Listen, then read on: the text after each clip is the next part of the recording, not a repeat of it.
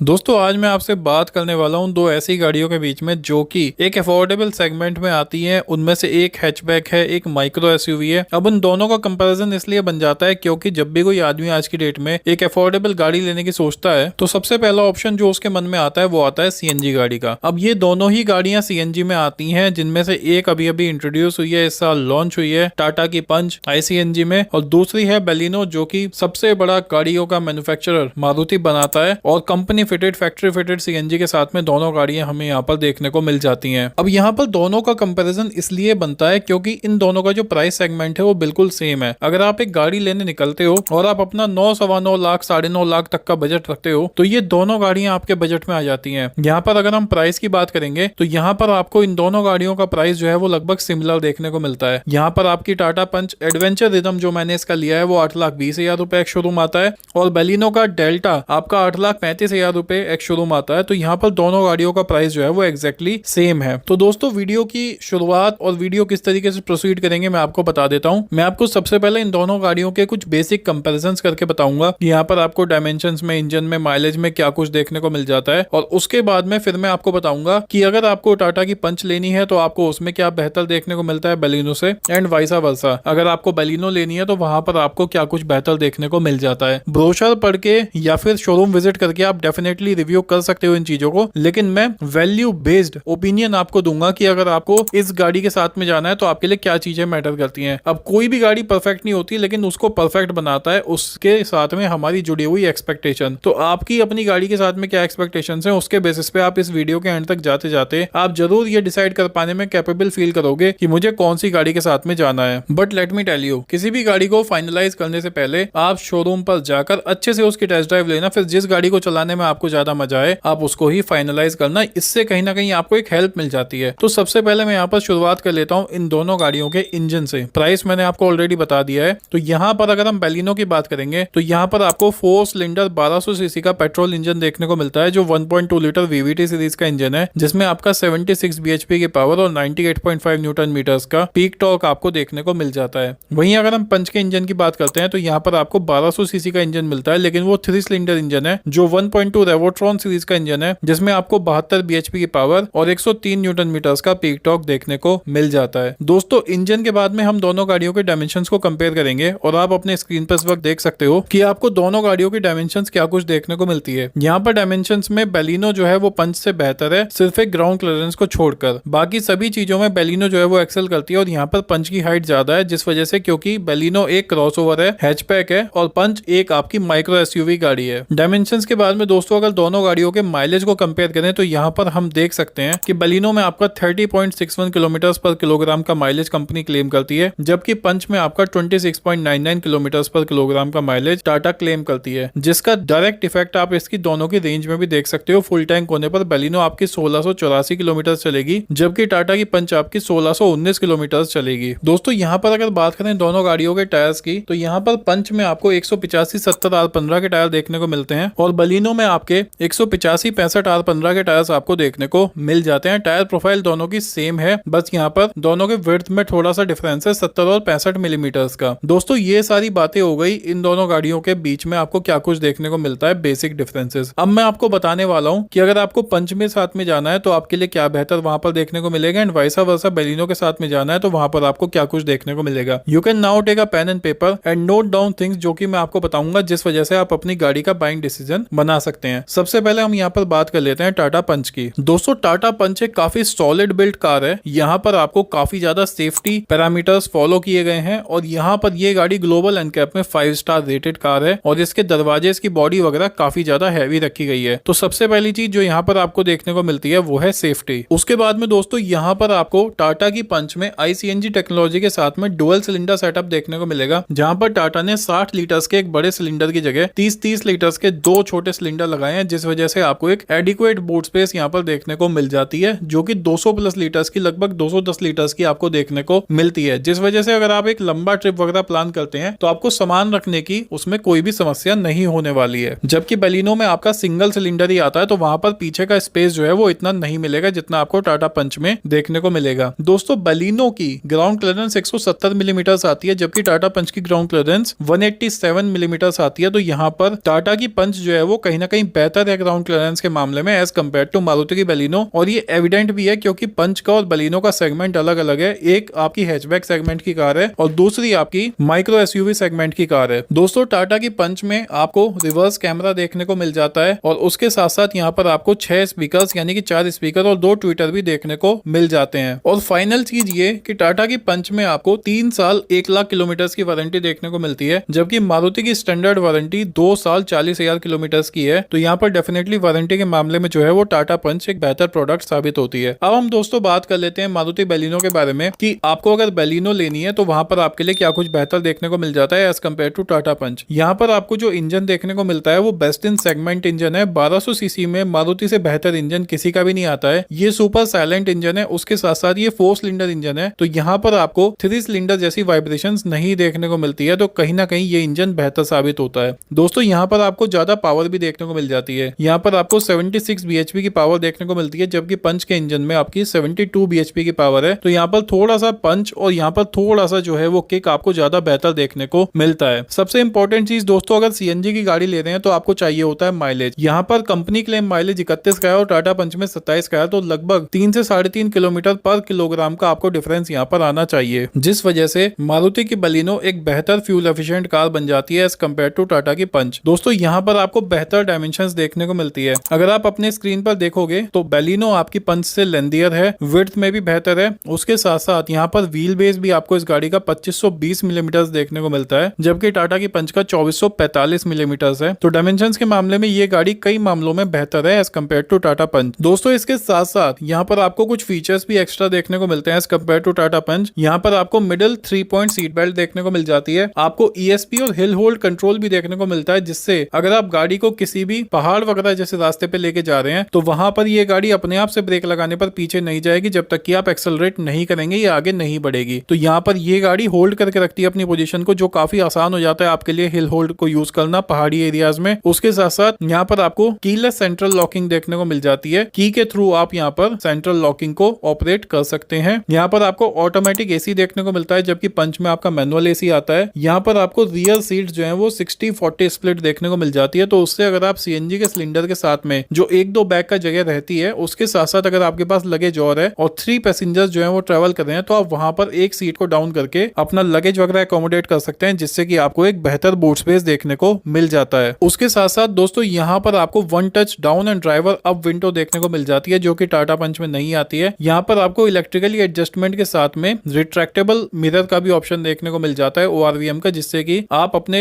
ORVMs को close और open कर सकते हैं। यहाँ पर दोस्तों दोनों ही गाड़ियों में आपको 7 इंच का इंफोटेनमेंट सिस्टम देखने को मिलता है, लेकिन आपको एंड्रॉइड ऑटो और एप्पल कारप्ले की वायरलेस कनेक्टिविटी मारुति के सिस्टम में देखने को मिलती है बलिनो में। तो ये कहीं ना कहीं एक बेहतर चीज साबित हो जाती है कि आपकी वायरलेस कनेक्टिविटी है, तो आपको फोन को वायर के थ्रू कनेक्ट करने का कोई भी हेडेक उसमें नहीं रहता है। दोस्तों ये सारी बातें थी इन दोनों गाड़ियों के बीच में, जो कि मेरे को आपको समझानी थी। आई होप कि आप देखकर कहीं ना कहीं समझ पाए होंगे और अंदाजा लगा पाए होंगे कि आपके लिए कौन सी गाड़ी लेना ज्यादा बेहतर है। अगर आपके मन में फिर भी कोई डाउट है, आप कमेंट सेक्शन में मेंशन कर सकते हैं। और अगर आप कोई नई गाड़ी लेने का प्लान कर रहे हैं और आप कंफ्यूज हैं, तो you can reach out to us through our car consultancy number which is being flashed on the screen through WhatsApp, and that is a chargeable service and charges are bare minimum. Thank you so much for watching this video. Bye bye, take care of yourself and remember, always drive safe. Bye bye दोस्तों।